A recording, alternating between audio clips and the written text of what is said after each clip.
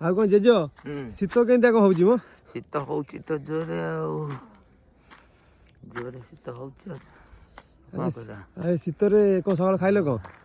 ସକାଳକୁ ଶୀତ ଖାଇଯାଉଛି ଶୀତ ଆଗ କାଳିଆ ଖାଉଥିଲୁ ସିନା ପଖାଳ ଫଖାଳ ଖାଉଥିଲୁ ସେ ଚଳିଯାଏ। ଏଇଖିନି ତ ଯୋଉ ପିଲା ସବୁ ଏଇଖିନି ହେଲେଣି ସେ ମ୍ୟାଗି ଖା ଚାଉମିନ ଖା ଆଡୁ ସାଡୁ ଖାଉଛନ୍ତି। ତମେ ଏଇଭଳିଆ ଶୀତରେ ପଖାଳ ଖାଅ? ହଁ ଆମେ ପଖାଳ ଖଟା ଫଟା ଖାଉ ସବୁ। କଣ ଭୋରୁ ପୁରା? ହଁ ସକାଳୁ ବାପରେ ବାପ। ଶୁଖା ଫୁକା ଖାଇ ବିଲକୁ ପଳେଇ ଯାଉ। ବିଲକୁ ଯାଅ? ହଁ ଏବେକା ପିଲା କଣ ଖାଆନ୍ତି କହିଲେ? ଏବେ ପିଲା ତ ଚାଉମିନ ମ୍ୟାଗି। ମ୍ୟାଗି ଖାଉଛନ୍ତି ଆଉ ତ ଏଇଖିନି ତ ଟିକେ ବିଲକୁ ତ ଯାଉନାହାନ୍ତି ବିଲ କାମ ଧରୁନାହାନ୍ତି ଆଉ।